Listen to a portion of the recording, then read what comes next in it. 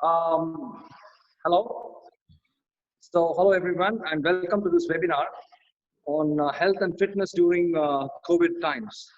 So, what I did was I thought the best place for me to talk would be from my personal gym, and I'm actually doing my gym now, and it's my personal gym, and you can see that I'm right inside my gym working out.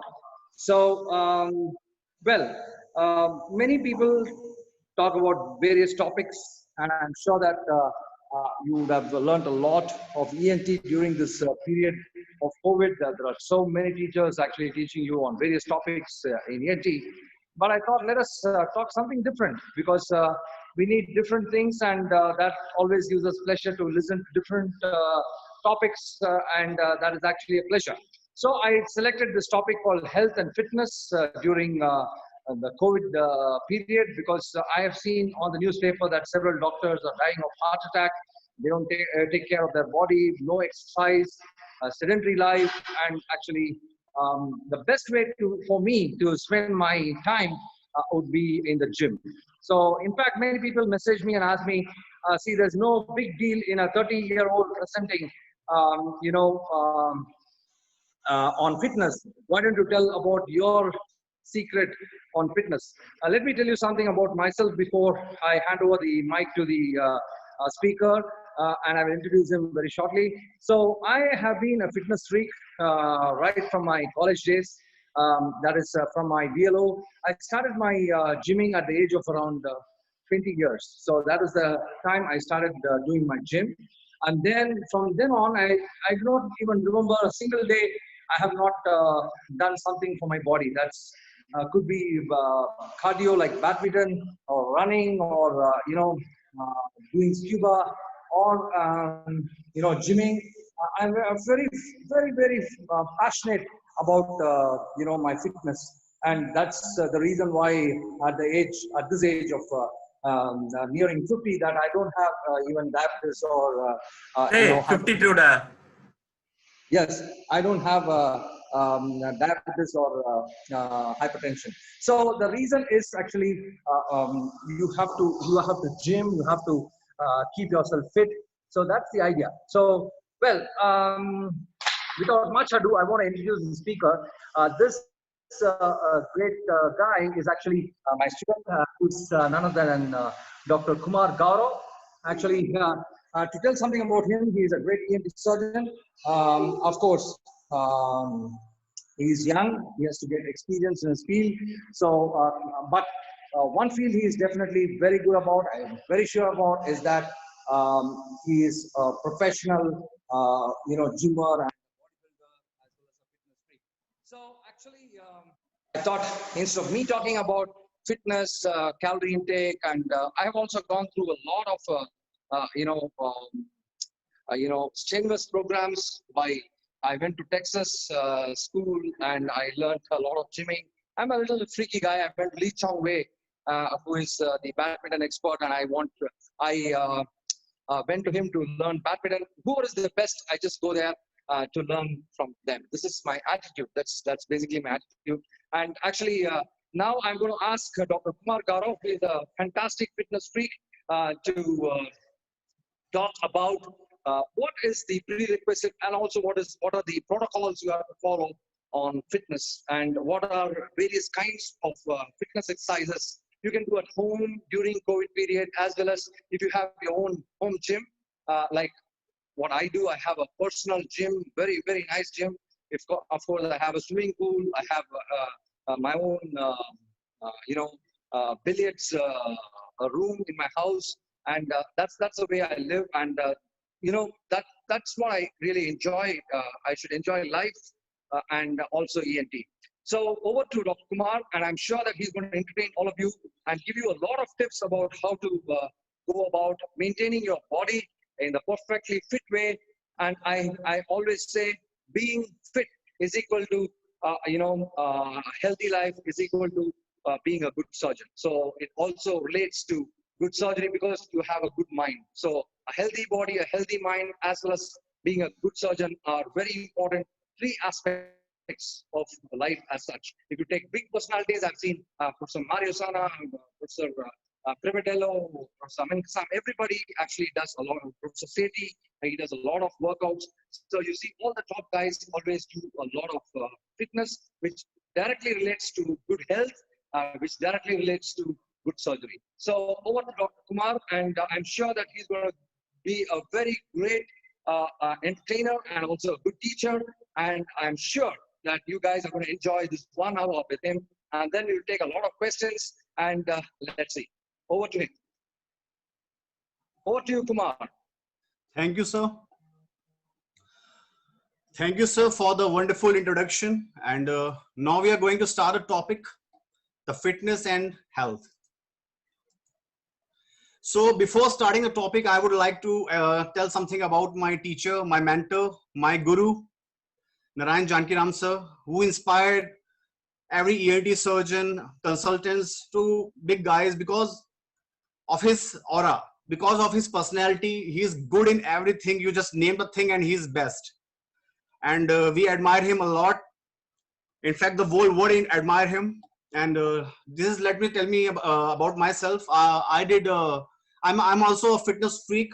You can see my pics, and for me also there has been no day off for workout. I have been doing since like 10 years. These are my surgery pics. I have won a fashion show and did some modeling also. This is my YouTube channel, Surgeon Fitness Fanatic. I post your presentation. Share your presentation. You can't see it. Yes. You can't see the presentation. Yes. Yes.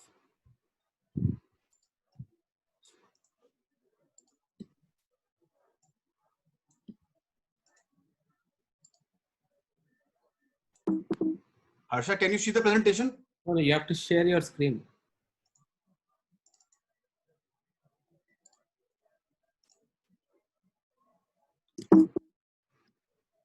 Okay. Share your screen. Yes. Okay. Yeah, before starting, a little bit introduction about my teacher, Narayan Jankiram sir, who has inspired me and the doctors all around the world. So this is my pick first when I met Dr. Jankiram sir. It was on 2nd April in Jabalpur, and that when I was so much inspired by him and I started following him. This is the pic of Royal Pearl Hospital while leaving after completing my fellowship. And before coming to Royal Pearl Hospital, these are my pics. When I was in Lucknow, I did bit of modeling. I won a fashion show. This is my YouTube channel in the name of the Surgeon and the Fitness Fanatic. Here I post the ENT related videos and my fitness videos. So you guys can go and join. So what I'm going to talk about in this lecture is about change your life. Why change your life? Because everything has changed because of this corona pandemic. So what are the contents that I will be covering are like the lockdown, COVID pandemic, the sedentary lifestyle. Because we all are lying at our home, there's no gyms, gyms are closed. We can't go anywhere. We have to maintain social distancing. And we have to take care of ourselves, wash our hands. We have to maintain a 1 meter distance. So next I will talk about the stay fit, corona will not hit. So what are the tips? What we can do on our level to make sure that we don't get contaminated, or how build our immunity to fight this virus? Because you know that older people are getting more infected because of the low immunity, or the people who are immunocompromised. They are getting more infected and more chances of getting infected. And the next point I will share about how to stay fit, the exercises, the nutrition, and the motivation. So we all know about this virus enough, and we have seen a lot of webinars about this. So nothing to say much about it. We all know the symptoms: the cough, the fever, the dyspnea, the pressure in the chest, the bluish lips. So you already know much about it. We have been listening about it since 2 months. So first I will start with the sedentary lifestyle. What is sedentary lifestyle? It is the inactive life, because we all are at our homes watching the webinar, sitting on a chair and just eating and doing nothing, inactive. And sincerely, it takes a lot of motivation to wake up and do workout, because it is pain. It is not easy, and not everybody gets easily motivated to get your workout done or do a bit of workout. So I will like to give you some stats that almost 3 out of 4 Indians are overweight, and 73% of the urban Indians are overweight. So the maximum risk age is 28 to 38 years, and highest risk of weight gain for men and women. You must understand that the average person goes from healthy at 26 to obese at 38. So, and what are the related diseases? You can see, first of all, you need to understand what is the body mass index. Basically, what is body mass index? You can yourself take it out right now. Take a pen and paper, write your weight in kilograms, your height in a meter square, and you will get your BMI. So 18.5 is underweight. 18.5 to 24.9 is normal weight. Overweight is 25 to 29.9, and obesity is 30. So you can see the obesity, what it leads to. It leads to diabetes because of your insulin intolerance, the metabolic syndrome, the hypertension, arthritis, cholecystitis, gallstone, erectile dysfunction, heart disease, fatty liver, pancreatitis, stroke, and gastric reflux disease. Even sleep apnea, obstructive sleep apnea, which is related to ENT.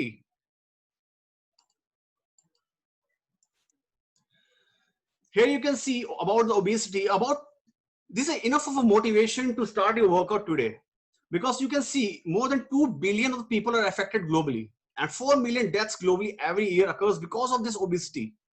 Out of the 7.5 billion global population, 2 billion are affected. It's a very big number, and we think it's a very small thing. And there's a 3 times increase in the prevalence since 1975. Now here we can see the surprising facts about obesity.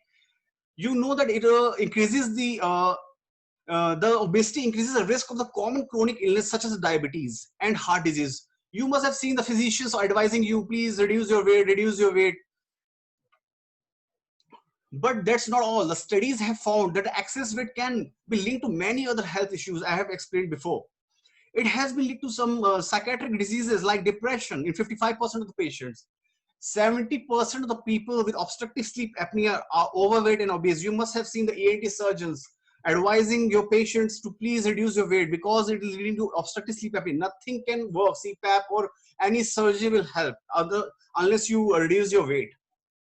Now here you can see 41% of the uterine cancers may be linked to the obesity. And 10% of all the gallbladder, kidney, liver, and colon cancers could be attributed to the excess weight. And 81% higher risk of migraines among the obese patients.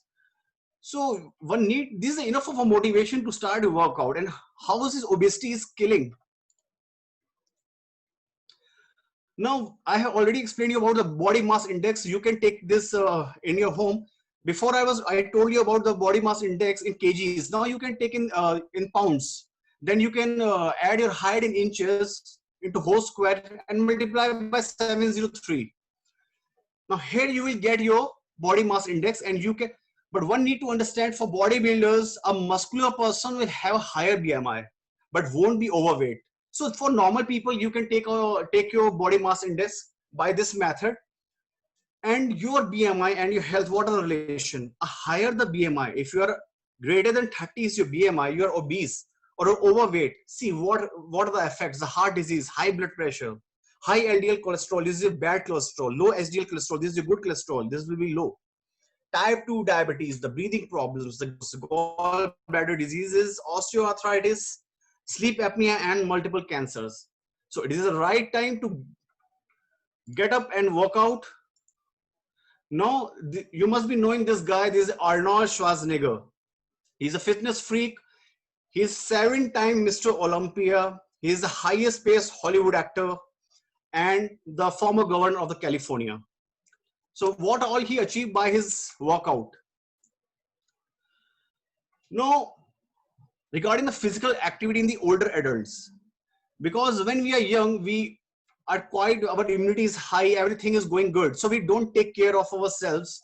We think everything is fine. But as we get older, as we age, and all your joints go, and your mental health, it affects on your mental health, and your heart, liver, kidney, everything decomposes. So what are the effects? See, being physically active is a key factor in the maintaining the health and normal functioning and the physiological system across the life course. We all know that there is nothing new. Physical inactivity is associated with a trajectory towards disease and increased risk of the premature all cause mortality. So about the behavior changes, intentions and habits. A regular physical activity promotes adoption of the positive habits, behaviors, and emotions. Physical activity is also an individual behavior that is influenced by the interpersonal, environmental, and the policy factors. So it has effects on your, basically, your behavior. It has effects on your health, your joints, your cognitive function, your memory, your brain health. You're socially more happy. You're interacting with people more easily. You're more socially active. Now, these are the pics I have taken from the World Health Organization, and see what these people are telling. The people with a disability may have a high risk of developing more severe cases of coronavirus because of the COVID-19. So if you're having coexisting disability like the respiratory disorder, something like bronchiectasis, COPD, so you are having a more chances of contracting. It's more deleterious in COVID-19. Diabetes, heart disease, and immune system, all linked to obesity. So you need to boost your immune system. The very big role of immunity is a defense. It fights with the bacteria, the viruses that come into your body. What happens when the bacteria and the viruses basically attack your body? They produce the free radicals, and these free radicals basically affect your body and has a deleterious effects. So what you can do, eat variety of fruits, eat plenty of vegetables and fruits. Why vegetables and fruits? Why? Because it has antioxidative property. It have antioxidants which fight with these free radicals which are produced during this fight with the bacteria and viruses in the body. These free radicals can be produced by any way, like by pollution, by any infection. So these vegetables and fruits are very essential for these antioxidative property. Use moderate amount of fats and oil. Why? Because fat and oils you have to take unsaturated, not saturated. Sugars, lessen the sugar amount and eat less salt. You know that taking more amount of salt lead to water retention and in turn lead to high blood pressure. That's why the physicians says to take less of salt. So you have to take these precautions to boost your immunity. Now, next I will be talking about how to boost your immune system and what are the workouts you can do at home without any instruments or any gym. See, right now all the gyms are closed. If you have a personal gym, that's the best. That is no substitute. But if you don't have gym, there are so variety of workouts that are available and you can do without even a single dumbbell. You can perform a lot of workouts and you can stay fit. And third is obviously the meditation, staying happy, giving, and always having a gratitude. Now, starting with the immune system, what is ORAC? You have to understand this. What is ORAC? See, ORAC is the oxygen radical absorbance capacity. So the ORAC value is an internationally recognized, certified, patented standard system which was introduced by the American Brunswick Laboratory in 1997, and it is constantly developed based on the research. It indicates a degree of the antioxidant capacity of the food. So basically, it tells you about the antioxidant capacity of the food. The higher the ORAC value, the more antioxidant property that food has. Now you can see these are all available in our kitchen. The clove, the cinnamon, the turmeric. So you can see their values. You can see their values 159, they're 267. So monthly requirement is of ORAC is about 1 lakh, 10 lakhs. Again, the top highest antibody, these antioxidants rich superfoods are, these are the dragon blood. You can see these Indian gooseberry, the ground clove, the rosemary. So these are very rich in, these are very highest antioxidant rich superfoods. You need to add in your daily food. Now we talk about the concept, the vitamin D protection.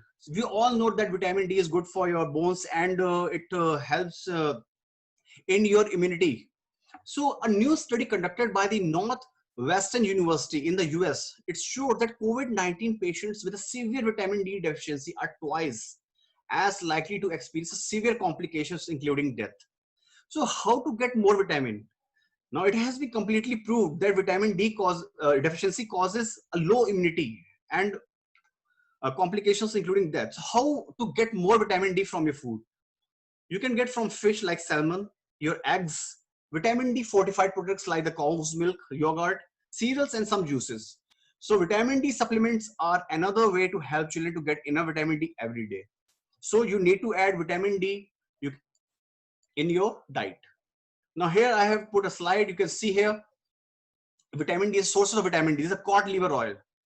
These are available in any chemist. You can go and ask for them to give you the cod liver oil. You can take 2 capsules. You can sunlight is you can go in sun to take vitamins. You can D. Eggs contains a lot of vitamin D, raw milk, mushrooms, tuna, and salmon. So you can add in your diet. Now after completing talking about vitamin D, let us talk about the proteins.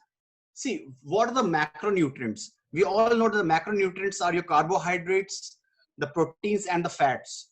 So the carbohydrates are basically what? These are the carbon, hydrogen, and oxygen. These are made of carbon, hydrogen, and oxygen. Whereas we talk about the protein, it is made up of a carbon, hydrogen, oxygen, and nitrogen. The main function of the protein is not to provide you energy. The energy is basically provided by the carbohydrates in the form of glucose. But the work of the protein is basically the building block of muscles. It is a building block for muscles and helps in bone. And these are the plant-based protein sources, and these are the animal-based protein sources. So you can see, and you must have read that proteins act as enzymes, coenzymes in various metabolic chemical reactions in our body. So that's why protein are very important to take. And normally Indians avoid taking a lot of protein, and they are basically on very low protein diet. So to build muscles and to get more muscular, or you need muscle strength, you need to have to take protein. And to improve your immunity, yes, to improve your immunity, because your chemical reactions will not take properly if you not take enough kind of protein. There are 100,000 type of chemical reactions going on, and these proteins are helping in them. So we all know egg is a very good source of protein, and we can see here, this is a turkey, chicken breast available, the prawn, tuna, salmon, fish, the pork. So whatever is your preferable choice, you can take that. If you're vegetarian, you can take eggs. If you can take non-veg, you can take chicken. If you have a plant-based diet, no problem. There are so many variety of plant-based. You can take a snapshot, you can Google it. There's so many variety of vegetarian protein sources. And there are a lot of big name in the bodybuilding arena that these guys are just on this protein based, because it is a myth that they say that the protein based diet will not provide enough of the protein to build muscles. But this is not right. This is a myth. There are a lot of big bodybuilders name and who are taking this protein diet, and they are doing good. So you can see beans, broccoli. So these are the white, there are various sources, almonds. Now, these are the top protein sources, vegetarian. So you can see these are peanut butter, oatmeal, Greek yogurt. Then comes your nuts. You can carry your nuts in a box. Wherever you go, you can take them. Broccoli, seeds. This is the best, for me, egg has always been the best source of protein. I love eggs. I take around 20 eggs a day. And because the main reason, it is a low in sodium and gluten free. And it is a low carb source of healthy fat and protein. So you can see the carb is only 0.6 grams here, 78 calories, and it give you 6 gram of protein. You can, if you want to take, you can avoid this yellow. You can take 1 or 2 because it has fats. So if you are like more conscious, you can take 2 egg whites. You can take egg whites, more egg whites and less of the yolk. No, now I will talk about Kumar, basically. Yes, sir. Kumar, see, Yes, sir. at one time I was, when I was at my peak of my fitness, I used to take 60 eggs. Oh my God, that's good, 60 sir. or 8 egg whites, yeah. Wow, man. So that's good Carry number. on, carry on. Yes, sir. So now I am going to talk about the immunity. So you have to understand, this is a very good book. This is the mind-gut connection. How the hidden conversation within our bodies impact our mood, our choices, and overall health. It has been documented that what you eat is related to your brain, because your mood depends on your food. Sometimes you are eating junk and you don't even know that it is affecting your mood. You're getting depressed, you're having mood swings, and you're like not happy because of your food, and you think that food is a very small thing. No. And another thing I want to tell you, that your immune system is mostly in your gut. So it is estimated your gut houses a massive of 70 to 80% of your immune cells. So you can understand how important is your gut. Now, why I have put this slide? To tell you guys that how we take so much extra calories and we don't even know what we are eating. We go to the restaurants and we order pizzas, we take Coca-Cola. I'm not against anything, but I have to tell you the truth. We order pizzas and soft drinks, and we order, like, we eat tons and tons of these chips. You can see the calories, how much calories this stuff has, and these are waste calories. You're not getting any good quality protein, carbohydrate, or nutrition from this. These are just junk calories. And how much work you have to do to burn them. See, you have to burn 50, you have to do 57 minutes of Zumba. This is a high intensity cardio, super cardio. You have to dance like mad to burn this much of calories. And here you can see one can is 140 calories, and you have to walk 23 minutes at the rate of 4 miles per hour. Means one can you have to walk for half an hour. Now here you can see 2 biscuits, 4 double stuffed Oreos, 280 calories, 1.3 hours of weightlifting. Similarly, you can see 23 minutes of running for these 384 calories of this Miller Lite cans. So guys, you have to understand, this is the reason why most of the people are obese. They are not following, they are actually eating, stuffing all the junk and not understanding the nutrition. What is nutrition? So I have made very simple, because see, if I go on explaining, it will take me 4 hours to explain you everything. Because for calculation of this your meal, there is a funda called the BMR, the basal metabolic rate. What is basal metabolic rate basically? It is your calories that you burn when you are doing nothing at rest within 24 hours. So when you are doing nothing, you are sitting. So whatever the energy is needed to keep that functioning, including breathing, and you're keeping your heart beating. So whatever energy that is burning, that is your metabolic rate in 24 hours. So there is a formula. You can calculate your BMR by simple calculation by you can do Google and you get a calculator and you take out your BMR. There is a formula equation called the Harris-Benedict equation. Either you use as equation, it is a very lengthy equation, better you use your online calculator and take out your BMR. When you take out your BMR, then you have to multiply your BMR. Let me explain like this. Like there is a man whose weight is 80 kilograms and height is 180 centimeters, age is 25. So let's see, I have calculated his BMR to about 1,793. And there are activity multipliers. So little or no exercise, you have to multiply that BMR with 1.2. If there's a little exercise, you have to multiply by 1.3. Moderate exercise, you have to multiply by 1.5. And if you're a very heavy exercise, you have to multiply by 1.7. So you will get your calories. For no exercise, I am getting the calories. When I am multiplying 1793 with 1.2, it's 2151. So now you get the calories. Now, if you want to gain lean weight, you have to add 500 calories, then you will gain 1 pound in 1 week. So you have to take time and study this thing. So for better understanding and for easy, you can see this, what I have shown here. 1 palm of protein, dense food with each meal. You can take this. This is for women. And for men, 2 palms of protein, dense food with each meal. Open palms. Here you can see 1 fist of vegetable with each meal for women's, 2 for men. 1 cup handful of carb dense food with the most meals, here 2. And similarly, the entire thumb of the fat dense food with the most meal. This is the simplest way. You can take the snapshot. This is the simplest way without calculating any calories. You can take your meal. You don't want to get into all the complication equations and taking out your calorie count and then subtracting and then multiplying, and don't want to do all that. So these are the healthy habits. You can see 1,000 steps you have to walk, 8 hours of sleep, 7 glasses of water, at least 3 liters of water you should drink daily, 6 minutes of meditation, and 5 servings of fruit, veggies, 4 breaks you should take, 3 meals, 2 hours off your phone before sleeping, and 1 session of exercises must.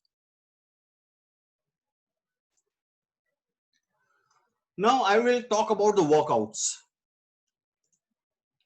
So workouts can be in any form. It is not necessary you have to go to gym. If you don't have a gym, you can work out at home. There's so many things. There is yoga. There is cycling. If you have a cycle, you can do cycling. You can do yoga. You can do treadmill. You can do a little bit of stretching workouts at home.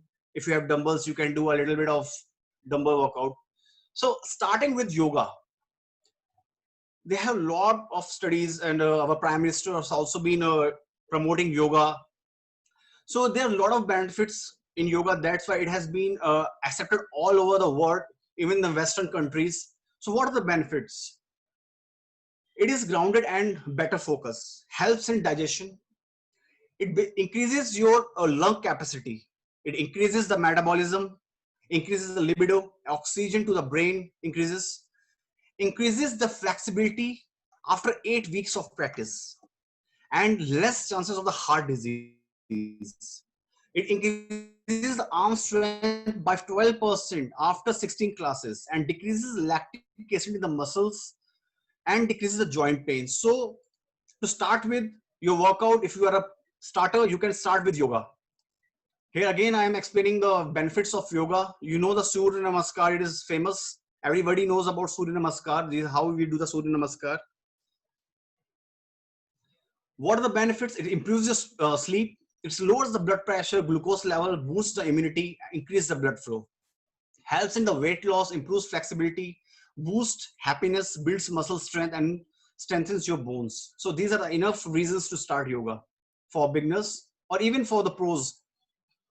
No, these are the best poses. You can take the snapshot. These are the best poses to boost your immunity. These are coming from centuries. This is a child pose. This is a balasana. This is a camel pose, the fish pose. This is the bow pose. This is dhanurasana. This is the cobra pose, bhujangasana. This is the bridge pose, the tree pose, and the chair pose. So these are all the different poses, the mountain pose. So these are all the different poses. You can get a lot of videos on YouTube, and you can practice this yoga poses. A lot of CDs are available. And you require nothing. You require no dumbbells. You require nothing. Just yourself. You can do anywhere. You are traveling in a hotel, or you are at some friend's place. You don't have anything. Go with yoga. Start with yoga. Now let's talk something about the slow twitch and the fast twitch fibers. So one need to understand what are the slow twitch and what are the fast twitch fibers, muscle fibers. See, the slow twitch has more mitochondria. So the oxidative phosphorylation will be taking place. So this is basically are more in people who are endurance athletes, who are marathon runners, or who are cyclists. So these are fibers, because these muscle fibers, these are red in color because of the more mitochondria and oxidative phosphorylation, and these get fatigueless. But if we talk about the fast twitch, these are white in color. They have less mitochondria, and these are basically for strength athletes who are doing strength exercises, because it needs a burst of energy like ATP and creatinine. So now we have understood this thing.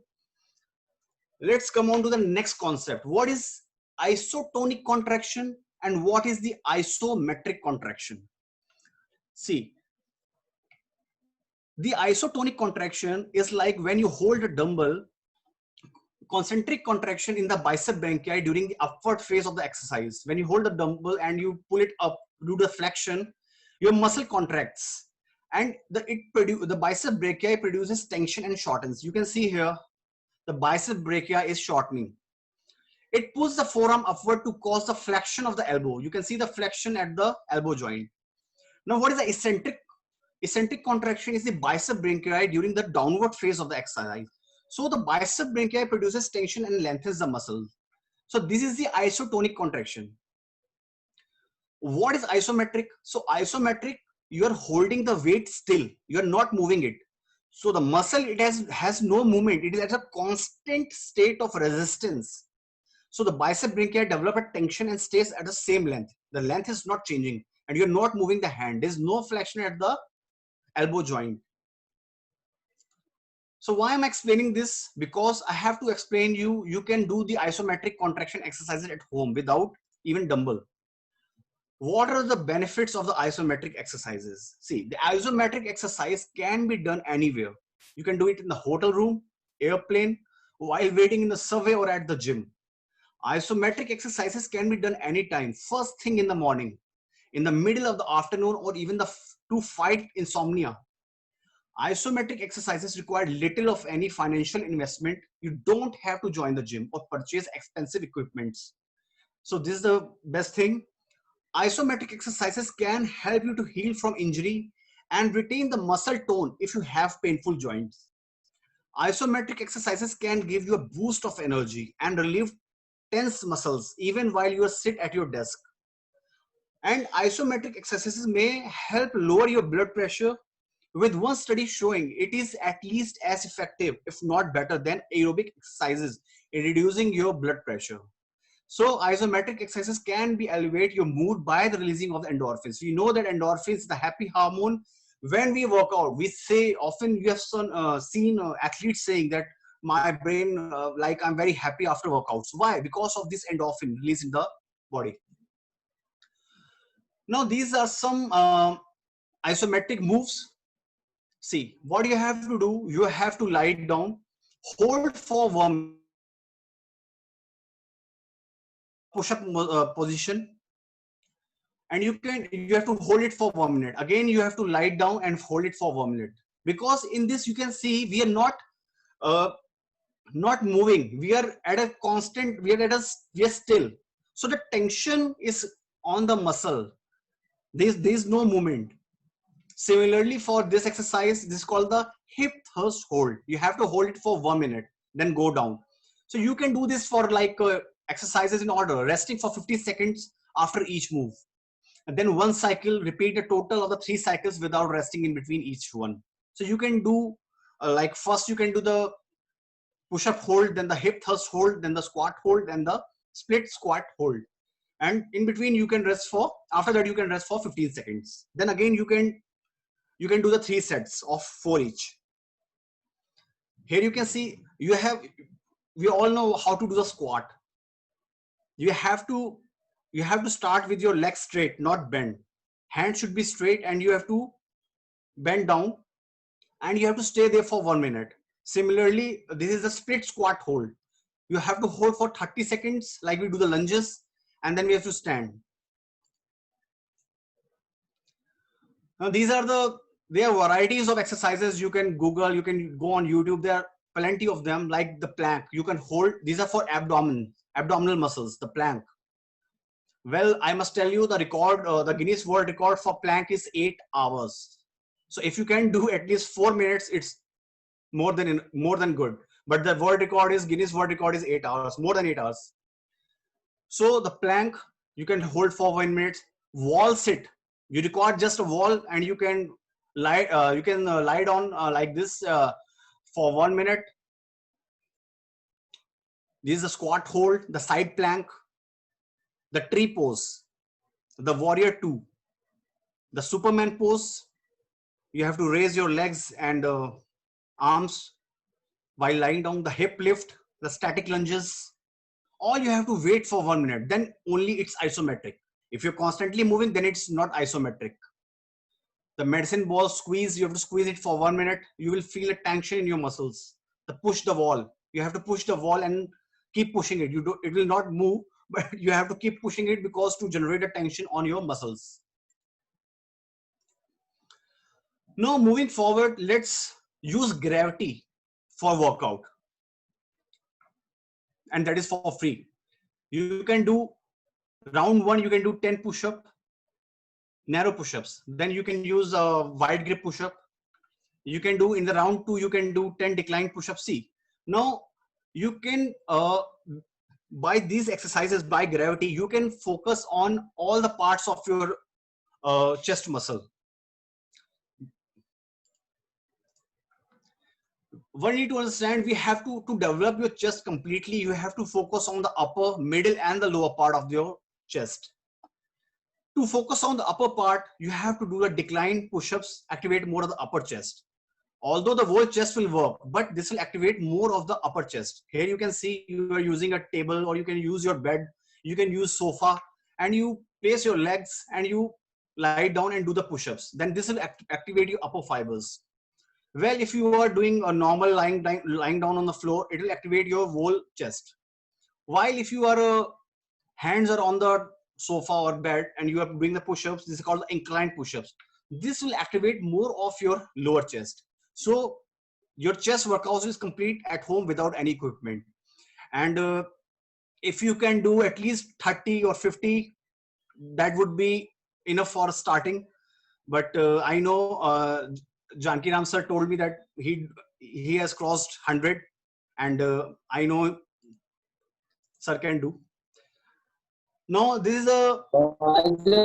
I just did 105. That's max I did. That's too much. But I think what is the world record for? Hello. Hello. I don't know. Yeah, I have to Google it. Okay, carry on. Okay, sir. Now comes your super HIIT. This is a high intensity interval training. Carry on, Gaurav, carry on, please. Okay, sir. Thank you, sir. Sure.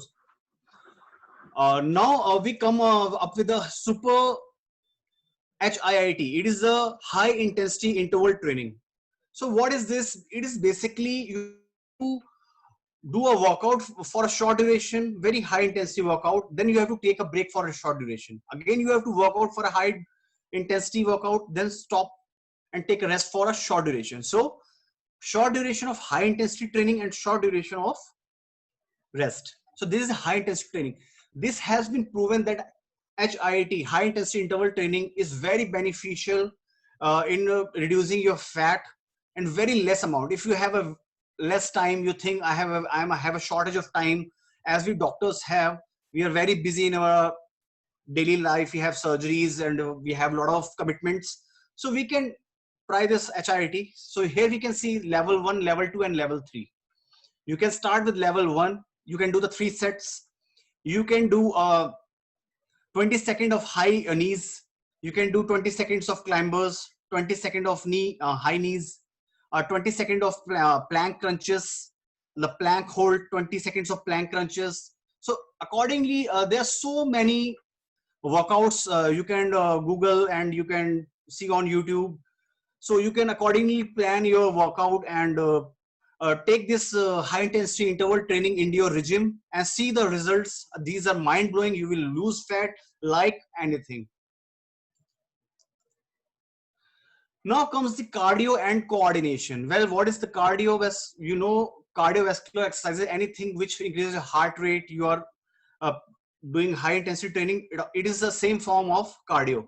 So again, you can do the butt kicks, you can do the single leg hops, the butt kicks, you can do jumping jacks, the side to side jump, the jumping jacks, the side leg raises, the knee to elbow, the side leg raises. So there are a variety of workouts you can do.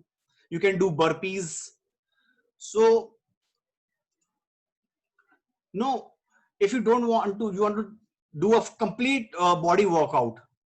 So these are your daily workouts. You can have every part can be targeted per day, but you have to take a rest for a 1 day. Then you can do again the complete body part. See, there is a no fixed rule. You have to work out. If you don't have time, you can work out maybe 3 times a week. You can work out daily. You can work out 2 times a week. There's no, but you have to work out. So these are daily workout targeting. See, these are squats targeting your legs, thighs. These are the push-ups targeting your chest. The cross crunches targeting your abs. These are the chair dips. These are targeting your triceps. Leg raises, your lower abs. So these are various exercises you can incorporate and make your own schedule. You don't need any trainers. You can make your own schedule. Though you can do a trainer, but if you don't want to do, then also you can make your own schedule accordingly. Now here you can see total abs. You want to work out your total abs. So you have to target different part. These are rectus abdominis and the oblique muscles. You have to target different part of your abs. Now here you can see I am targeting the knee crunches. The knee crunches basically targets your upper abs. The cross crunches, again the upper and the sides. The leg raises, the targets is your lower abs. So if you have tummy, you want to get a flat stomach, do the leg raises. The cycling crunches, it target whole of your abs. Then the flutter kicks, the heel touch, the Superman, it targets your lower back. If you have lower back problem, you can try with starting with the small sets. Then your 60-second plank, it basically strengthen your plank. So you can follow this regime for your total abs. Now for your arms at home, you don't need any dumbbells to strengthen your arms. Look at the boxers. What they do like 10 push-ups, then 20 punches. You can do air punches. This will basically lubricate your, this will provide strength to the tendons of your joints, of your arm joints. You can do 20 punches in the air. You can do overhead punches. They will increase your tensile strength, increase your tendons, your flexibility of your joints. Then comes your shoulder traps. You can touch your shoulder, raising one shoulder. You can do the triceps push-up, and you can do 2 minutes of rotating punches in the air. You can have seen many boxers using the small bag of for punching, and so you can use these arm of steel workout regimes. Well, there are different levels like level 1, level 2, level 3. Accordingly, you take a rest for 2 minutes and carry on. Now for the lower back, most of the, well, as your age increases and you have to stand in the operation theater for a long time and your back started hurting, you sit in between. So back is very important for performing a long hour of surgeries, and your back has to be really strong. There's also saying that you must have a strong back. So for the back, these are the workouts. The bottom to heel stretch. You can do these stretching workouts, bottom to heel. Now you can do this opposite arm leg raises. Then you can do this back extensions, the 10 bridges, the knee roll. You have to lie down and you have to rotate your knees on the either side, and these are called the knee rolls. These all workouts you will get on Google and YouTube. You can, and even in my channel, I will be providing all this information, how to work out and bridges. Now let's talk about the splits. A 3 days per week split, a 4 days per week split, a 5 days per week split, or 6 days per week. So it depends on what is your target. If you're having less time, you're not getting much of your time. you can only work out for 3 days. You can do a full body, then rest, then full body, rest, then full body.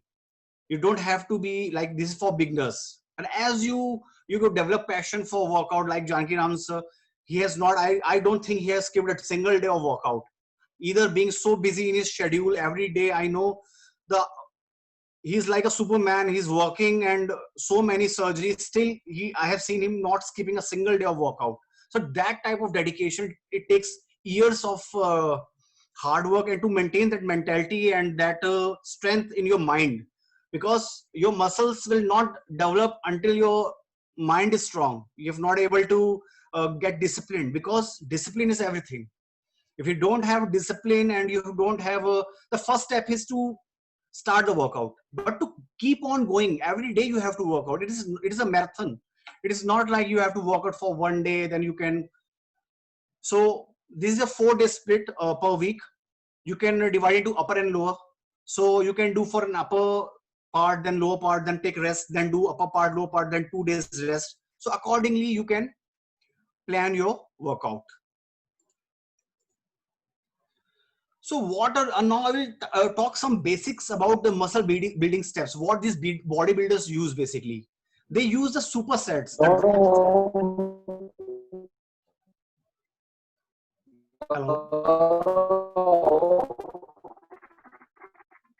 Hello.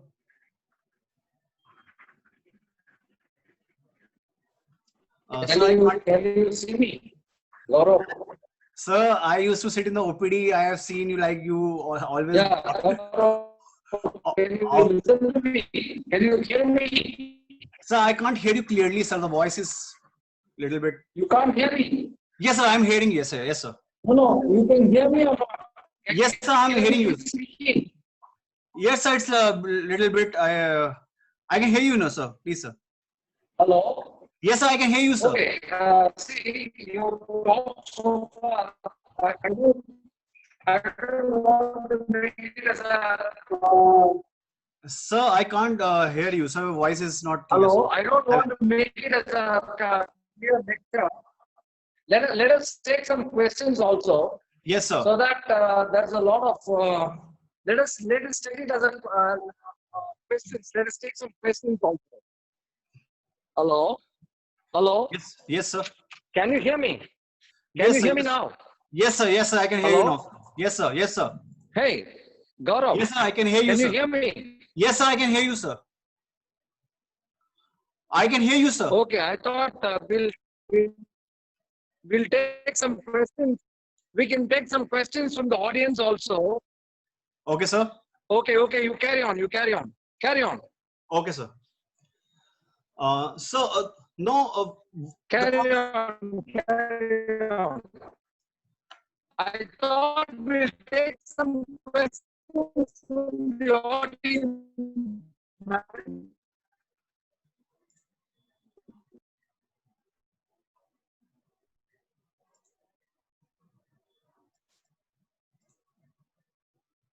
Hello.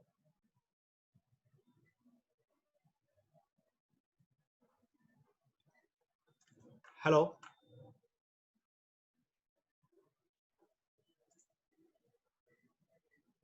Gaurav, you can go ahead. I just spoke to sir. You can go ahead. Okay, okay.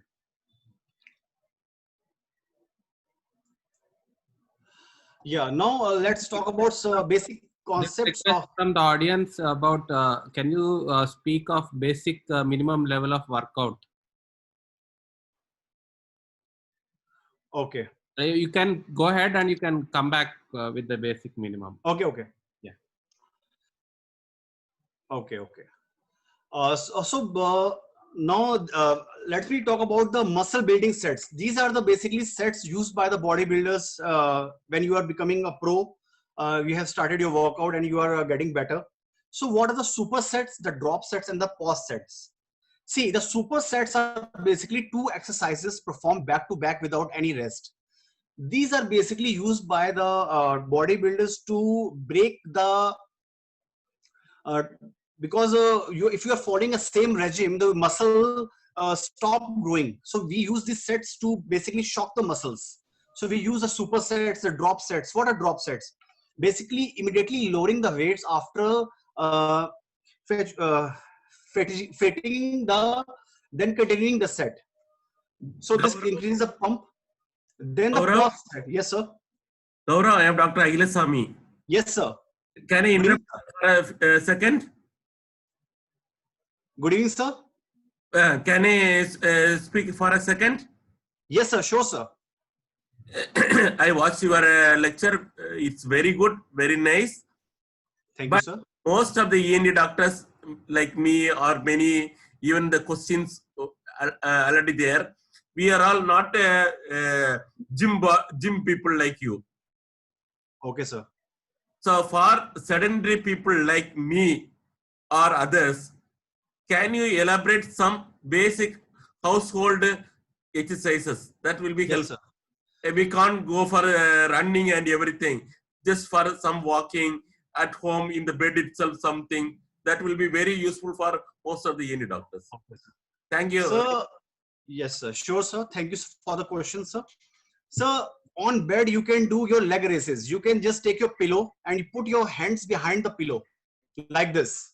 And you do the leg raises as I shown you before. You can do 15 repetitions for like 3 sets. This you can do on bed. And if you a little bit, you can do brisk walking. If you have a apartment, you can do a brisk walking. If you have a treadmill, you can do walking. This is also you can do at home. Then squats, sir. Squats. Just you have to do squats. You have to. I have already explained how to do the squats. Uh, Moving with my presentation, I have the videos of squats. I will be showing afterwards. And these are some basic workouts. Push-ups you can do. Brisk walking you can do. Leg raises you can do. So these are the basic workouts that you can. Yoga you can perform for your stretching, for your flexibility. You can do the yoga. You can do the stretching workouts, or you can put some music and do a little bit of dance. That also will burn fat and make you flexible. It is not like if you like dancing a little bit. It is doesn't matter. No one is seeing you. You can dance as whatever you want to dance like, and all this will lead to fat loss and flexibility of your body.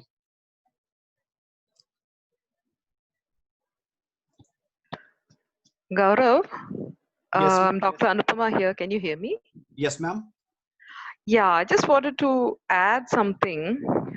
Usually, I normally, for a person who has been sedentary, for a long time, before we advise them to start any exercise routine, we do a basic health workup, Yes, ma'am. workup rather. You do their ECG, Yes, ma'am. you do their homocysteine, and you assess their cardiovascular risk before you prescribe an exercise prescription.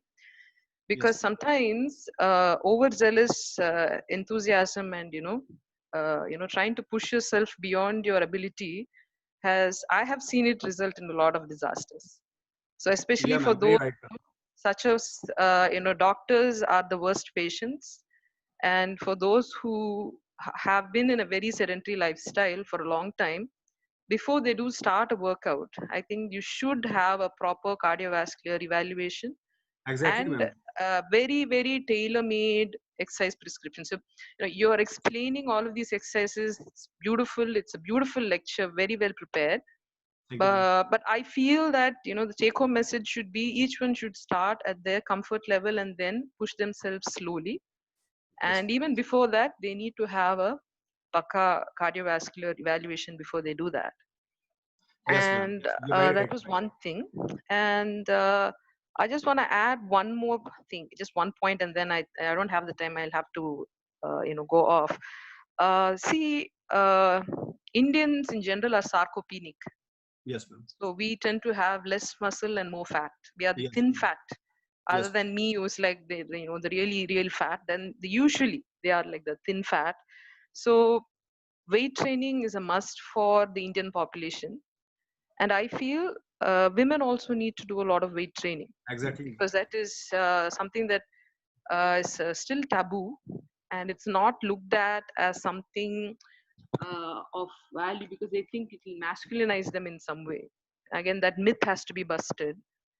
Women have to do weight training, own body weight training, just push-ups, planks, squats, you know, that circuit, they just do it like 3 or 4 times. Yeah, That ma'am. will do a lot of good. That was one thing. And I just wanted to add one point, um, that exercise is the least used antidepressant. I think we should use that more, which I'm finding in my days to come. It's just keeping me sane. And last but not the least, with respect to the protein consumption, I feel we should have a balance. You know, you shouldn't overdo it because it's good for you. Because we do see people who come up with hyperuricemia, kidney stones, just because they've just basically overdosed on their Overdosing eggs protein. and protein. So that again, you know, again, baby steps, each his own, and they have to do that. And finally, what have you watched this documentary called Game Changers on Netflix? Game changers, no, ma'am. Yeah, you bet. And I mean, it's a very, very interesting take on how vegans are changing the world of sports. Ma'am, I have seen a lot of documentaries on vegan and how they are like everyone is turning, they're changing their diet from non-veg to veg, and they are simply taking the vegetarian diet, and they are looking younger at 50, 60. They are like, Exactly. So yeah, ma'am. I love my ghee and my butter, so I'm not able to go off and be a total vegan. But I think that's something that we could sort of, you know, And ma'am, think vegan about. has been, ma'am, associated with a long, it has basically your long lifespan. It has increased your lifespan, vegan diet. Yeah, and of course, it's got its own anti-aging Yeah, thing ma'am, too. So properties, Indians are antioxidant obsessed with changes. that. So I think that's about it. Very nice lecture, Gaurav. I Thanks hope a lot, I ma'am. have shared some insights. Really, really good. Thanks a I lot. hope you continue to do this more. Thanks a Thank lot. you. Thanks a lot Thanks. for allowing me to speak. Thank Thank you. Carry on. Anupama, Yeah. can you hear me, Anupama? Yeah, I can hear you. I can hear you, Janki. Tell me. Okay, the lecture is not yet over. We will No, I have to start traveling back. yeah, we will not. I mean, we're not. Yeah, stay back for the question hour. Okay, I'll listen to it as we drive back. Yeah. Okay, yeah. Gaurav, you carry on. Yes, sir. Sure, sir. Thank you, sir. So moving forward with my lecture, now there are various forms you can do workout at home. Now these are the Zumba classes. These are also the high intensity cardio work, super cardio workouts. So you can just log in, check YouTube. There's so many Zumba classes going on the internet and on YouTube, and you can just follow them. And for half an hour, if you are burning approximately 300 to 400 calories in no time, because it is super cardio. You are burning more calories in less time. What else you can do? You can do cycling. If you can go out and you want to take fresh air with mask.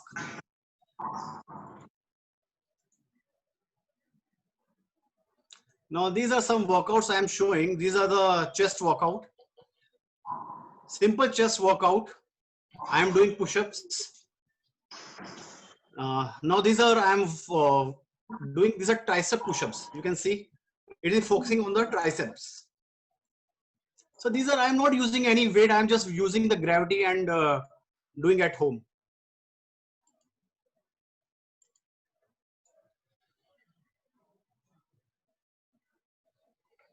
Now these are the abs workout. These are the leg raises. You can see nothing, just you need nothing, and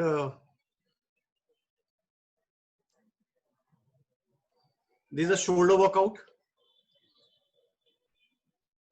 Just if you have water bottle, you can use the water bottle. What do you have to do? These are the lateral raises. These basically focus on your lateral head of the deltoid muscles.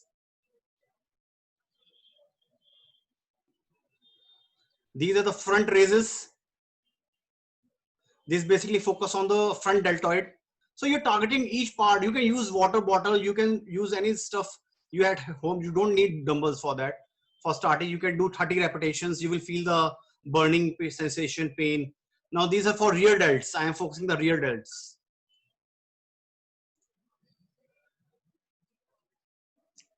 Now for legs, you can do simple squats, nothing. These are called the sumo squats. You can do simple squats. No weights required.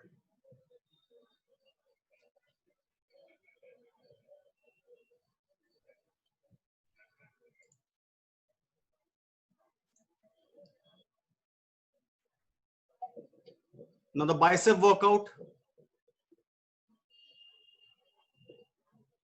These are the bicep curl. There are different variations. You can use now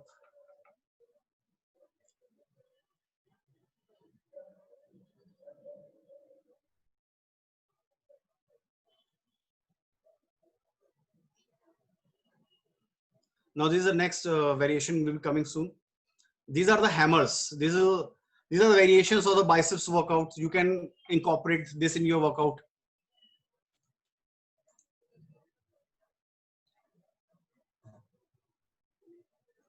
Thank you.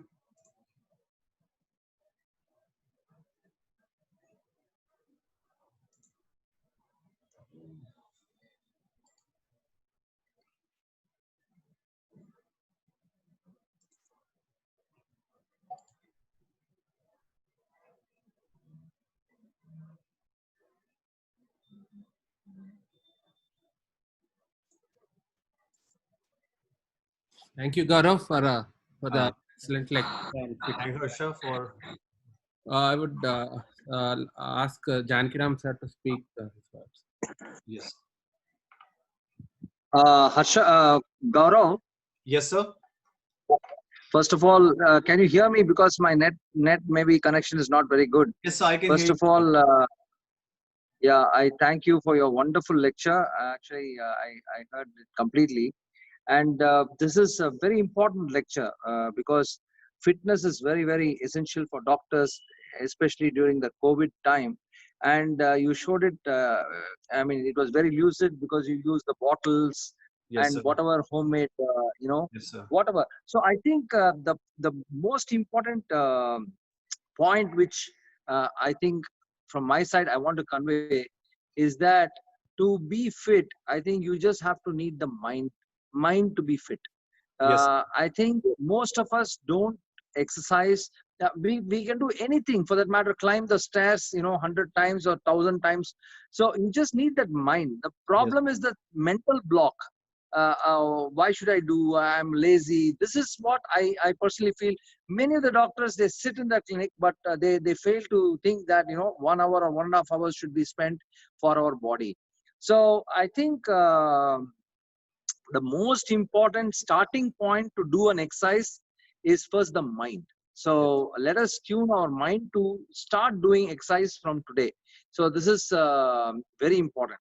The second important thing is many people think we have to go to the gym, or there should be, I'm sitting in my badminton court. You see, this is my badminton court. So I have a badminton court at home. You don't need anything at all to start doing gym.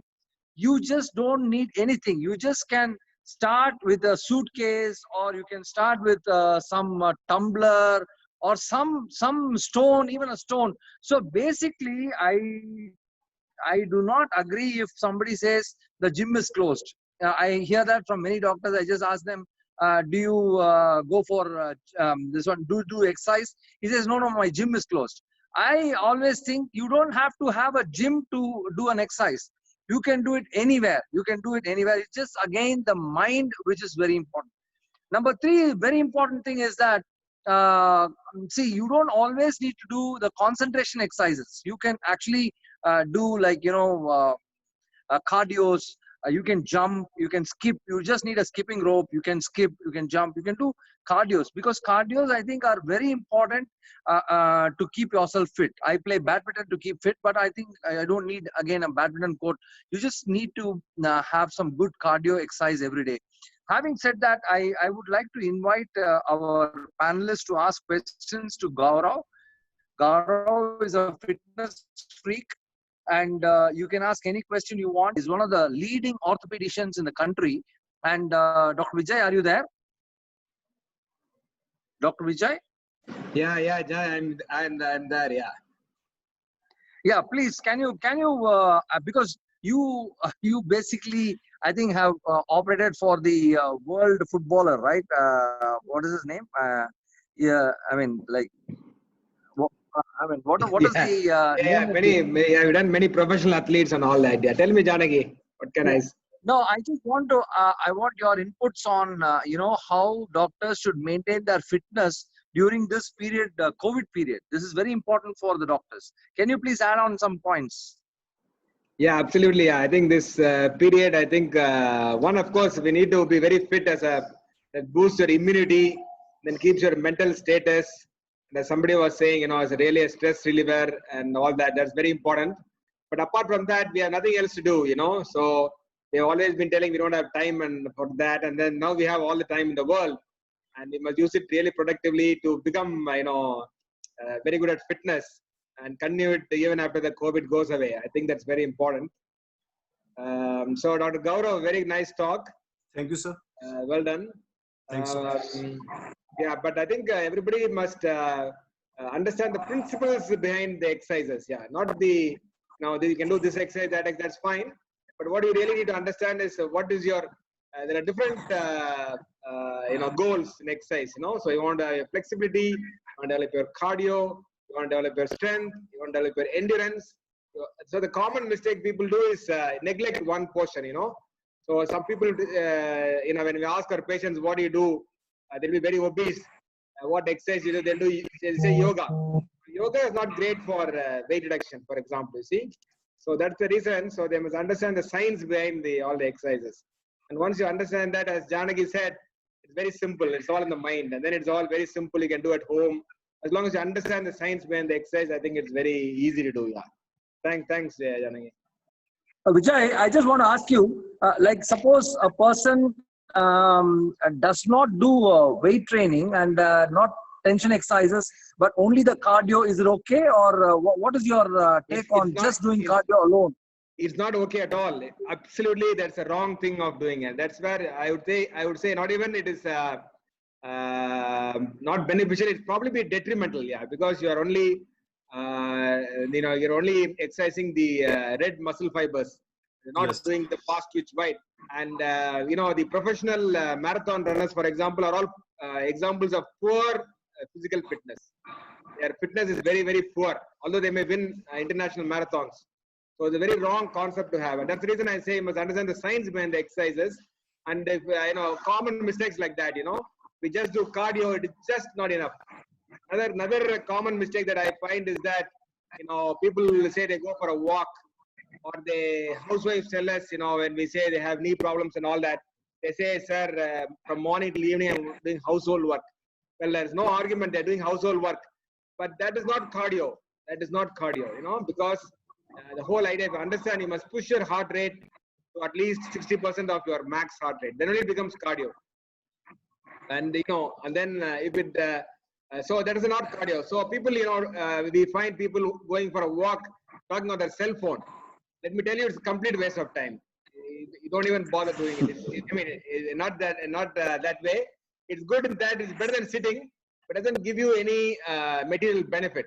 You're probably, the time that you're using for that is probably not well utilized. And certainly it's better than sitting at home, but you can use that time much more efficiently. So you must learn to understand the science behind the exercise, and then it's all, everything will fall into place. That's the important point. Vijay, I just want one more. I'm sorry I'm asking too many questions, but you are the right person to answer this. There are so many fallacies about walking on a treadmill versus walking on the road. They say that the treadmill causes the joint problem, so don't walk on a treadmill. What is your comment on that? Yes, so we see a lot of patients who have problems with the treadmill. Now, patients who do not have any problem with the treadmill, most welcome to use the treadmill. But if somebody has got a hip problem or a knee problem or a lower limb problem, and if they got an artificial joint in that, we tend to discourage treadmills for the simple reason that you have repetitive injury. Because you're walking the same pattern every single step, you are having a repetitive injury, and that's not good. Whereas the same distance you're walking outside, you are not having the repetitive injury. So For people who tolerate the treadmill, great.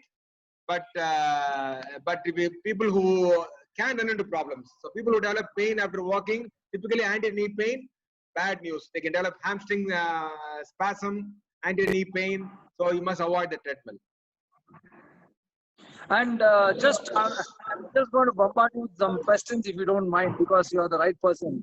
Sure. Some people, when they walk, during the walking, they raise the hand very high and then walk. There are some people who just keep their hand, normal and walk. Is there any particular, way to walk? I mean, when we walk, is there any particular way, like raise your hands or something like that? Now, the hands is a very important part, or not the hands, the upper limbs are a very important part of walking and running. It sets the rhythm for you. Yeah, so that's the very important that you have to utilize. Because raising the hand and walking is described for very older people. Yeah. So as you grow older and older, you find that you don't have to push your heart rate that much, because it depends on your age. So for them, just to increase their calorie spent and their effort, it's a good thing to raise their hands and walk. That may be a good thing for somebody who's in their 60 plus 65. But for others, for example, somebody like Gaurav, walking would be, will not be pushing up the heart rate at all. So you need to be going into the jogging zone, at least the jogging zone. Otherwise, you are not exercising. You're not doing cardio. You're not doing anything. So you must understand the science behind it. Yeah. And one more question, Dr. Vijay. Hello. Yes, Janaki. Yeah. If I'm permitted to ask you, my father is around 82, and he is still doing a little of weight training. So I just want to ask you a very broad question. Till what age you can do weight training? If so, is there any restriction of doing weight training? And suppose we do it with heavy weights. Sometimes I also push myself to do heavy weights at the age of 52. So is it recommended, and is it dangerous sometimes to do that? What is your take on that? Absolutely, yeah. So weights must be done by everyone without exception, yeah. That is the fundamental. I forgot her name. The lady doctor did mention that, yeah. Women, especially in India, nowhere else in the world is taboo to do weights except in India for women. So we all have sarcopenia. So we tend to lose muscle over, and the only way to reverse it or to slow down it is by doing weights. So people know, like that, for our orthopedic surgeons, people come and ask how to build bones. Should I take calcium or vitamin D? That's got nothing to do with your bones. You need to do resistant training for the muscles to build up your bone strength. And then only you'll find you won't get osteoporotic fractures. You'll have stability. You won't fall down. You won't get your kyphosis of your dorsal spine. All that comes from strengthening of the muscles. So now we believe that the bone and the muscle is one unit. So when you strengthen the muscle, you'll find that the bone also gets strengthened. And that's what that we now know. So that's the reason why we need to,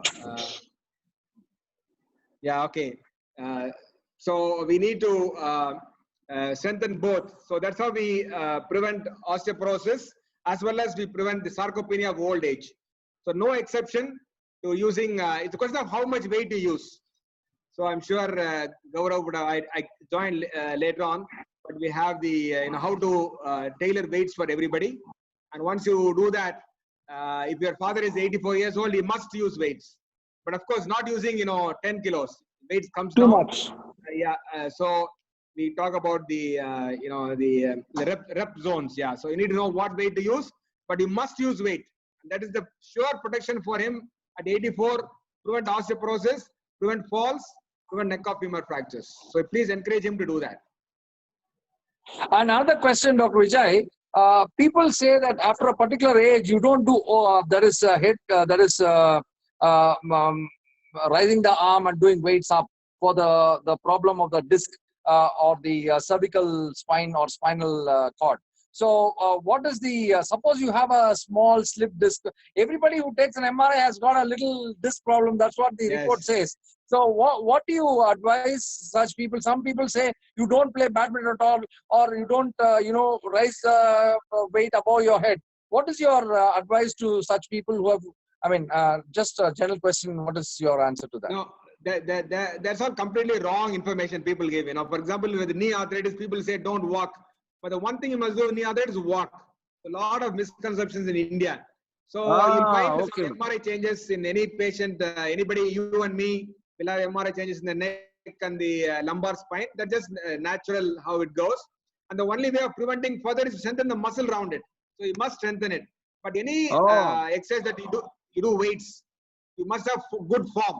If you lose your form, then it's bad news. Obviously, you'll have eccentric firing of the muscle. That's bad news. But as long as your form is good, your strength is good, exercises, whatever exercise you do is very good.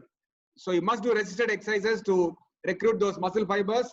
So important for everyone.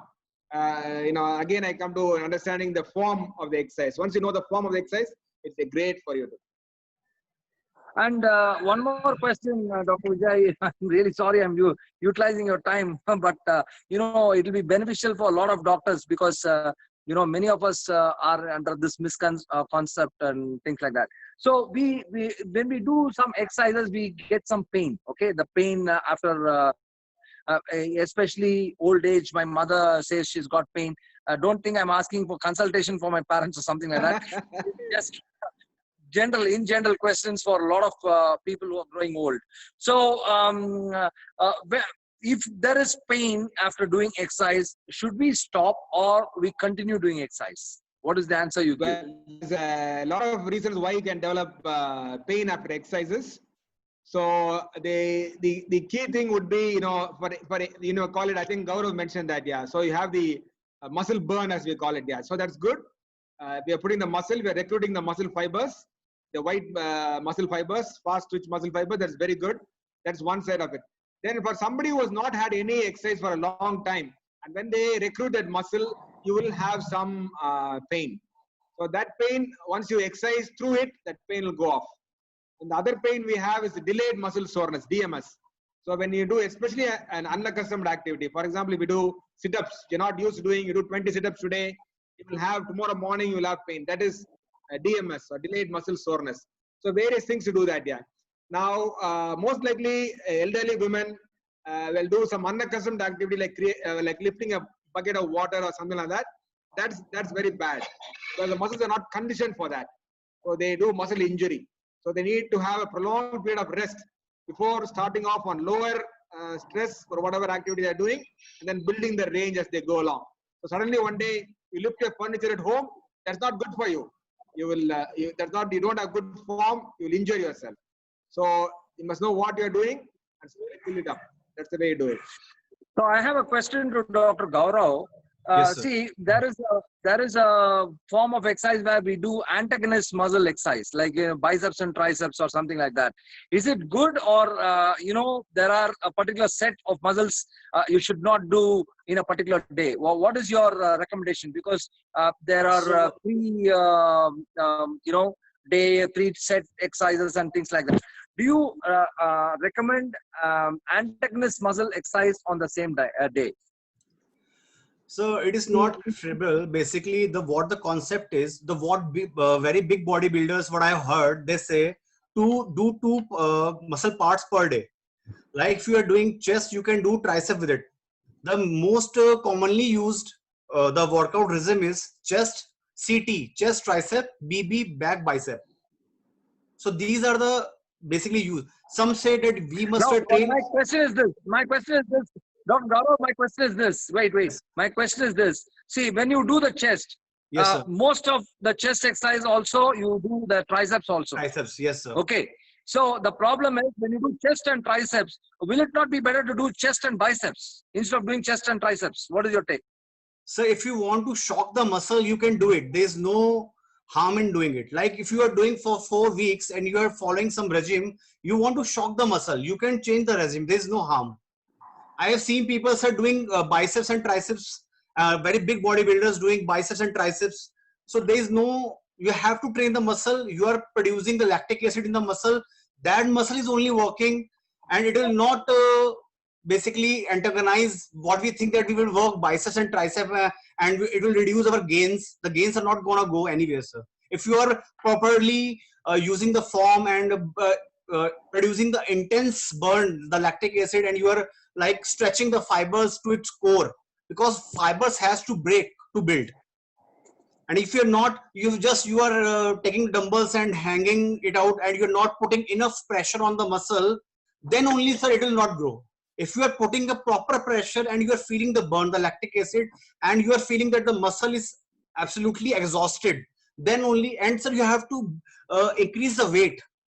Because if you are not slowly increasing the weight, you are using the same weight, that you have to taper yourself according to your stamina. Because what I can lift, it's different. What other person can lift is different. So Okay, coming to this point, Dr. Gaurav, I want to, that's a different point. So what is the better way of doing exercise, doing low weight, high reps, or high weight, low reps? What is your recommendation? So there are rep ranges. If you want to like tone your body, you go high reps. If you want to build muscles, you have to stay around 8 to 16 or 8 to 12 reps. This is the basically, and if you want to increase your power, then you have to go with high weights, low reps. Then you will increase your power. But if you want to build your muscles, then you have to stay between 8 to 12, and then only and you have to taper the weight accordingly, then only your muscle will develop. And if you are taking the same dumbbell and you are doing 100 reps, that will only tone the muscle, but it will not increase its size. To increase the size of the muscle, you have to, sir, increase the load progressively, and you have to keep the rep range between 8 to 16. Okay, now I just want to ask some technical questions. What is the role of creatine and BCCA, and do you recommend this for gymmers? Like, what is your take on creatine and? So we all know that these white twitch fibers, which we use in muscle building. We require ATP. We want instant energy. So what creatine provides us energy, instant energy. So preferably I never take, because I want to I stick on to my basic diet, and I want to stay like this only. But so you don't take a pre-workout drink? You don't take a pre-workout drink? I only take when I feel like, when I am feeling low, because I want to stay I want to stay the way I am. Like, I have to push myself with my mind, not with pre-workouts. I only take when I feel low. Like, some days I feel like I'm not energetic, then I take 1.5 scoop, 1 scoop, then I bang the workout, because I don't want to skip my workout. Then only, sir. Otherwise, I make sure, because, sir, one problem is this: when you take enough of the pre-workouts, your receptors get blocked. You must have noticed that when you take a pre-workout for a long duration of time, then you will requiring more dosage of that same pre-workout that you were requiring previously. You were requiring 1 scoop, now you want 2 scoops, because your receptors are blocked. Okay, another question I want to ask you is that some people, so I take my whey around 2 scoops immediately after the last rep. That is, you finish your gym. So can we delay the taking of protein after exercise, or how long can we? Or some people also confuse us by saying increase your glucose intake immediately after exercise. So do you recommend? So I can ask this to Bose also. Yes. Do you recommend taking glucose, or you recommend immediate post-workout protein or glucose? What is your recommendation, Bose? I would say protein, yeah. So that would be the thing. Protein, yeah. So glucose, as we know, is the main culprit now for many of our metabolic problems. So unless you are burning enough calories, so unless you're within your glycogen storage limit of your body, you can take glucose. Otherwise, that's the worst form of fat. Glucose, when it gets converted to fat, that's the worst form of fat that you can have, that leads to all the metabolic problems. So if you are, for example, spending 2-3 hours working out, then glucose is great thing. Sportsmen, professional sportsmen, etc., great. But for doctors like us, or for general people who are who don't have that much time to work out or anything, or active practice, carbs are out. Carbs are it must be only in a very, very small, because our diet is so carb rich. That's what really giving us all is metabolic problems. Yeah, so you really cut your carbs. So another important thing, question I want to ask is that I'm asking a lot of questions, and we'll ask the audience to ask. I want to finish. Last question I want to ask. See, in the egg, they say that don't take the yellow, but some say take the yellow, it's good. So, I mean, what is the recommendation for taking white or versus yellow? Bose, can you answer this question? Sure, yeah. I can talk an hour on that, yeah. So the That's why I'm asking you. the lady doctor did mention that very important point that we all now more or less have agreed that carbs is the thing that has led to epidemic of diabetes, heart disease, neurological disorders, and everything. It's all the carbs that's poisoning us because in the South Indian now we are so carb rich diet that we have. But the common mistake people do is when you say cut your carbs, they will replace it with proteins. That's a big mistake to do. As I said, you will run into uric acid problems, renal problems, all those things. So if you're going to cut your carbs, that must be replaced with fat. There are only 3 macronutrients at the end of the day. So if you're going to cut your carbs, you have to replace it with fats. Therefore, egg yolk is very good. All these fat being very bad for you came from the US. And even now the US is all gone now. Our fats were anyway very low. And to cut that fat further was a criminal thing to do. So if at all you must increase your fat intake, we now know. And one important statement that I want to make regarding health is your dietary fat has got nothing to do with your cholesterol, your lipid profile. It's got zero thing to do with your cholesterol. Your cholesterol comes from your liver. The liver is poisoned by your carbs. Okay, so your dietary fat has got nothing whatsoever to do with your lipid profile. Okay. Fantastic point. Excellent point. Fantastic. Now I think we'll ask the audience to ask questions. Harsha, you can ask people to unmute. We have got the World Join Dr.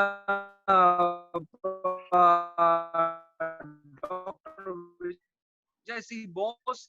He's my classmate. He's one of the leading, and you can ask the people. Such webinars are very rare, believe me, and people who do not attend have missed it. That's all. Because health is one part of our life, and if you don't take care of our health, I think it's not a great way to live. This is what I feel. So, Harsha. Yes, sir. Yes, sir. I have already given the Janaki, Janaki. Yeah. Ahilswamy. Yeah. So, Ahilswamy is also from Chennai, consultant ENT surgeon. So, yeah, Ahila, go on. Carry on. Your questions were excellent. Damn good practical questions, down to earth questions were very useful. And Dr. Vijay Bose, excellent explanation on the egg white and everything. Fantastic. Fantastic. Yeah. It was Gaurav presentation was good. It was like a cake, and your final questions and Vijay Bose answer were like icing on the cake.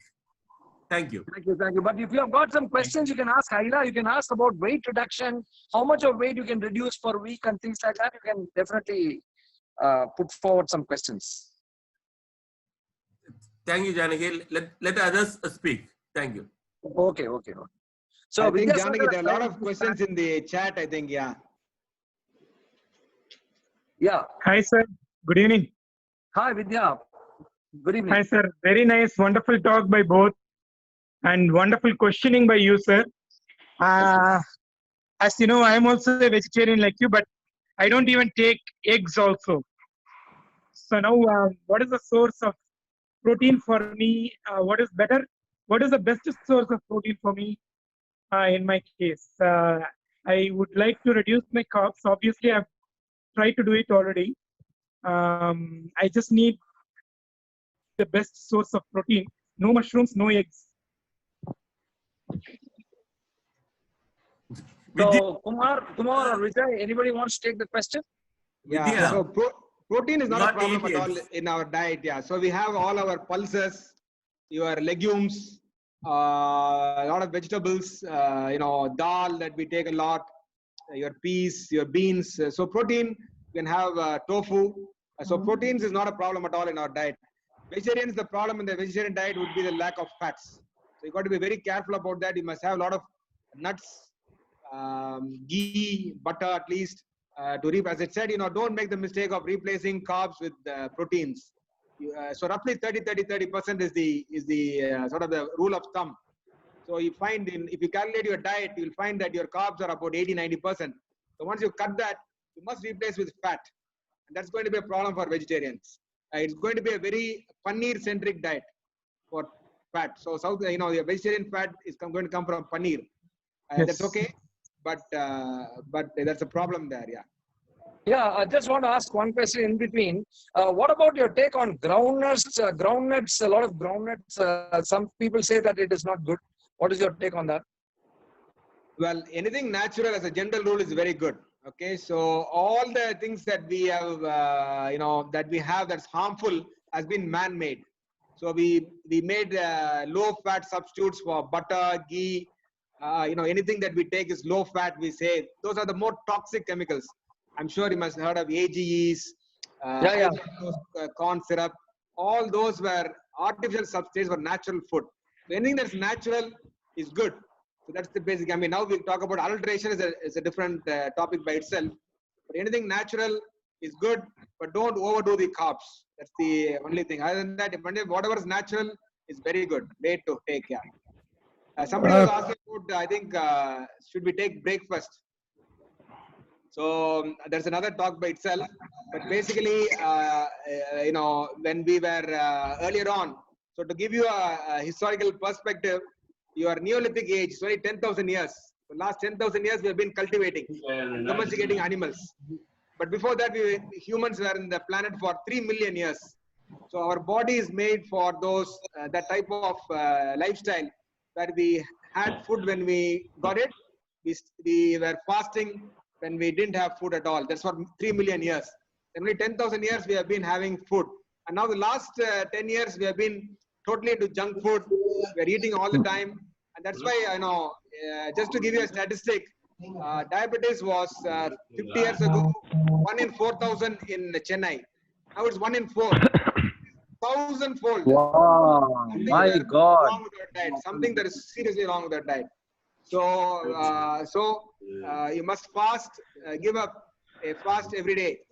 So typically, easiest way to fast would be early dinner. You skip your breakfast. They tell the body learns to utilize its own our expectations of getting back health. and probably deal with the same thing, but in a better. Just one thing. Can you hear me? Yeah. You said about So, Dr. carbohydrate. Bose, we have also about the concept about cheat diet. Cheat diet for me. So we talk about cheat diet every week. Do you recommend cheat diet or you don't recommend that? Well, if you can't, if you really have a carb craving and you want to have an ice cream or a cake, it doesn't matter really. So if you're making a mistake in your diet, that's something that a mistake you're doing on a daily diet. Whatever you do once a fortnight or once a month has got nothing to do with your your metabolism. So if you're doing a mistake, it's a daily diet. So fasting will the only way in which the body learns to use ketones for fuel, and we start metabolizing our own fat in our body. We know that our visceral fat is the most dangerous organ that we have, the visceral fat. And the abdominal fat is a direct mirror image of your visceral fat. The more is your abdominal fat, there is so much of visceral fat inside you. And that is the most dangerous organ, producing all sorts of toxins for your body. And so the only way to get rid of that organ is by fasting. The body learns to use. Once you learn fasting, then you find that you won't be hungry at all. That we call the miracle of fasting. Yeah. So you will just you'll have energy all the time. The body learns to use its fat. I just have one question. Did I hear you right when you said carbohydrate to be replaced by fat and not protein? Correct. Absolutely correct. Why so? For South Indians, you're absolutely right. For South Indians, our diet has always been very poor in fat. Now the Americans, by mistake, told us fats is very harmful for us. It blocks our coronary arteries. It does not block your coronary arteries at all. Fat does not. Now, two qualifications of fat. It must be natural fat. Okay, so whatever is natural fat is absolutely is great for you. And so I said, your diet must be 30% roughly. So if you look at your diet must be 80% carbs, any of our South Indian diets. Because we have idli or dosa in the morning, carbs.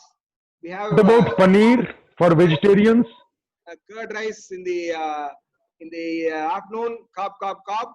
You have chapati or paratha or whatever in the night, carb. So your diet is 90% carb there. Okay. So we get protein from our diet, dal, pulses, we get protein, but we don't get fat at all because the Americans told us we should not take fat. So we stopped taking. What about paneer? What about paneer? Paneer is very, very good.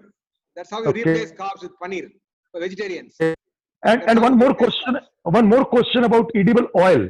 There is lot of saying about low cholesterol, blah blah blah, and some latest thing they say what soybean oil is better, or what's your concept on that? Now, again, About the cooking oil. I can do a separate talk on that. But basically, what happens is the history is like this. They found out that the two Framingham heart study. You might have heard about that. Yeah. So they said that saturated fat is bad for your coronary vessels. And so what they did was they started replacing good oils that we have, like coconut oil. It's a good oil, natural oil, with unnatural, unsaturated oil, like sunflower oil and similar types. And they call it Rice bran and all. Now they are the Rice bran and all that. They're the most toxic to the heart. Why? Because this, if you squeeze a sunflower, you will not get oil. Okay? Yeah. You will have to get only by chemical process. They're all very artificial. So any oil that you buy must be cold pressed oil. It must be natural oil. So your sunflower oil, your seed oils are all not natural oils. But they are supposed to be heart healthy. They're not heart healthy at all. Now once you start heating them, they produce all sorts of toxic chemicals. Once you start hydrogenating them. So they are normally the most important factor why our health all went down. Health went down because we replaced natural oils by artificial unsaturated oils. So all the natural oils, olive oil, coconut oil, even if you have groundnut oil, that's fine. But it must be natural, cold pressed oil, natural oils. Anything natural is good. And what about soybean oil? Is it not natural? Soybean oil? I'm not sure, to be honest. I'm not sure about soy oil whether. But if you get cold pressed oil, it's good. It's a good oil because the natural oil. Anything natural is good. Now, as Dr. Janki was suggesting just one thing, it is easier to say to lose weight than do it. What do you suggest, both of you, to lose weight? What to do? There is nothing more easier than It losing is weight. easier said than done. I again said. I have to disagree on that because I have Eat less influenced so many carbo. people who are doctors and non-doctors to lose a very significant amount of weight. But again, you have to understand the concepts behind all this. Your diet, how you eat, that is by fasting, how you break your fast and all that. You don't need to count your calories. The wrong concept to count your calories. We call it clean eating. Okay. As long as you eat clean, you don't need to count your calories. And then you understand the science of exercise. Once you do that, and do you know the exercise that is that will burn fat and calorie? That is what Gaurav was mentioning about HIIT. It burns fat like anything else. So if you have any HIIT program, that will burn your fat. So if you combine all these three things, your fat will just melt away. There's no question about it. I got so many people whom we have influenced and they have lost weight, 30 kilos, not a problem at all. No, something about food part, you please say. Food part, how to control that. As I said, I think that is probably one of we doctors have a sedentary habit. So probably only thing we can cut down. No, there's no shortcut to success. You can't be sedentary and expect to lose weight. So all these three components are important. So sedentary you cannot lose. So you must have some exercise. And then not just some exercise, the science behind exercise, what you're trying to achieve, are trying to burn fat, or trying to put on muscle, the mobility, all that is very important. Now coming to Gaurav, what exercises you suggest? Sir, high intensity interval training, sir. Sir, because just working out will not do all the work for you. You have to take a proper diet. You have to make sure that you're eating everything in a proportion. I have shown the slides in which I have shown the palm theory that how you have to eat. I think Dr. Prakash Munkar sir joined late. He joined late. I didn't see him. Yeah, I joined late, boss. I got stuck up with Anirban, so I could not. Yeah. So, sir, you have to basically make your diet. That's why the question. Yeah. Very clean diet, sir. So basically, Okay. no processed carbs. Anything that comes in a pack, Okay. biscuit or whatever Yeah. comes in a pack, strictly no. Complex Okay. carbohydrates like brown rice and things is okay for one meal. So that's the Uh-huh. common rule of thumb that we have. So one meal you can have. One meal must be non-carb meal. Then you learn to eat other things apart from carbs you're so used to. Yeah. So one meal must be Mhm. non-carb. One meal, complex carbs. Brown Yeah. rice, we have things like that. And now we have, what do you call that? Flour made out of almonds.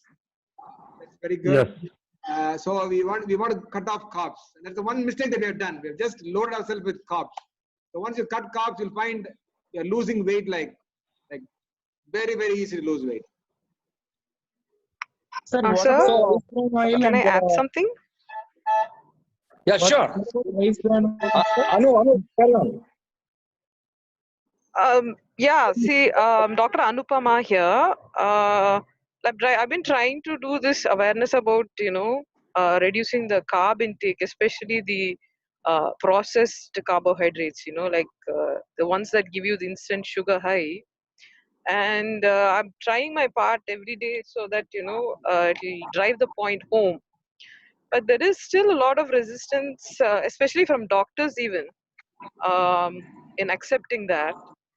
But I feel reducing the carbs is the way ahead if we want to have, proper, there is something called as the gut microbiome and how it affects your mental health. So I'm more interested when it comes to the neurobiological aspects of your diet.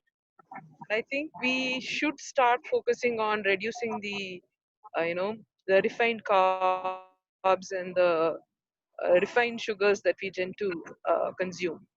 So at this, I mean, that's just my uh, view on it. So for those who want, you can always follow me on Facebook. It's Anupama Annam. So, and you can always, give in your feedback also. Yeah, you can carry on. Sure. Yeah, Yeah, just to that Anupama, yeah, Anu, well said, just to yeah. introduce the panelists, I just want to introduce Dr. Anupama Annam is actually a very nice ENT surgeon, and also she joined neurosurgery, did a part of neurosurgery, and then came to ENT surgery, and she is one of the good ENT surgeons in the world. So just to introduce Dr. Vijay C. Bose is my classmate, and he is one of the top orthopedicians in the world, got trained in London and he's in Chennai, and he's operated on several professional athletes around the globe. So he's so famous. So just to tell, Dr. Prakash Munka is from Bokaro Steel, and he's Yeah. a ENT surgeon. Dr. Kumar Gaurav is from Lucknow. He was Mr. Lucknow, and that is why we made him talk. So I think the discussion can go on and on and on. I think Dr. Bose is conducting One Health program. Can you just share that so that people can, if you don't mind, our people No, joining Janaki, your that's for program, our then batch only, it would be Janaki. great. That's not a. Oh, sorry. I'm most happy to do another one for ENT surgeons, but that one is for our batch. Okay. So I'll be there, Bose. So thank you very much, Dr. Bose, Dr. Gaurav, Dr. Prakash, Dr. Agilasamy, and all of you for being here, Dr. Anupama, and all of you. Thank you so much. It was one of the best webinars I have ever attended. I learned a lot from Dr. Bose, Dr. Gaurav, and it was just mind-blowing. And people who have not attended this webinar, believe me, they have missed something in their life. Thank you very much. Oh, Good night. I will ask Janki for the recording of this to me. I've already asked you because I wanted to see Gaurav. Harsha is recording it. Harsha is recording it, and Harsha will send.